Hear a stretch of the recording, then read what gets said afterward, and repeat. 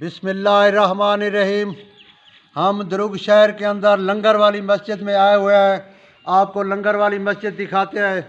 इस मस्जिद की जो तारीख़ है, ये हज़रत ख्वाजा महमूद साहब रहमतुल्लाह अलैह ने इसको बनाया था।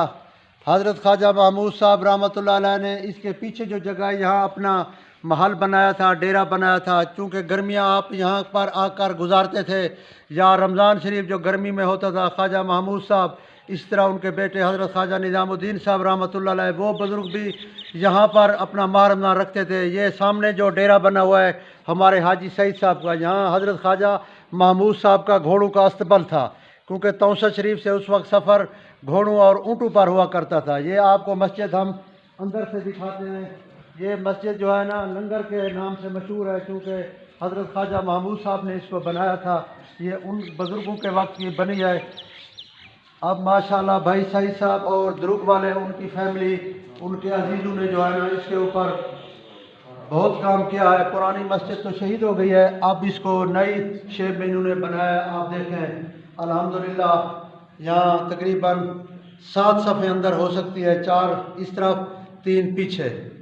अभी इसका काम हो रहा है, सारा मार्बल टाइल लगी हुई है, 2 मंजिला है। ऊपर देखें अल्हम्दुलिल्लाह, अल्लाह कबूल करे दुरुग वालों की खिदमत कि इन्होंने हज़रत साहब की मस्जिद को आबाद रखा हुआ है, और इसके ऊपर जो है ना वो मज़ीद भी काम कर रहे हैं।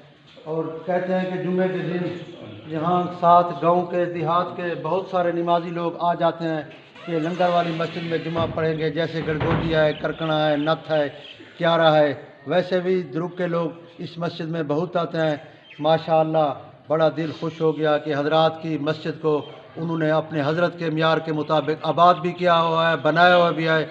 और यहाँ पर एक और चीज़, पिछली दफ़ा हम आए हुए थे, यहाँ जो भी तबलीगी जमात है उसको भी ठहराते हैं, उसकी भी खिदमत करते हैं, क्योंकि यहाँ पर ये बरेलवी देवबंदी की डेवल लाइन नहीं है, ये चूँकि बुज़ुर्गों की मस्जिद है।